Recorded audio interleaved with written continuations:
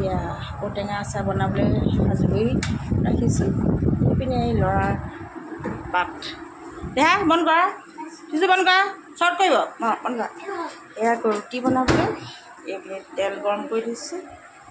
এইপিনে আকৌ আচাৰত দিবলৈ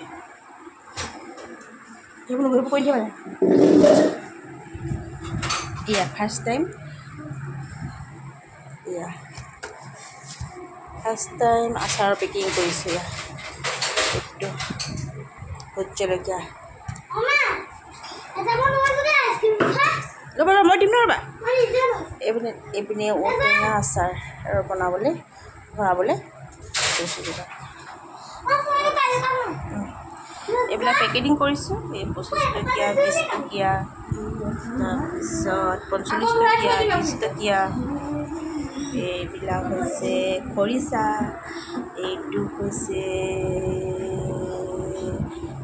জলকীয়া ভোট জলকীয়া, এয়া হৈছে আমৰ আচাৰ, এয়া হৈছে এইটো হৈছে ঔটেঙা আচাৰ। এয়া চব বনাবলৈ এয়া ৰেডি কৰি থৈছোঁ।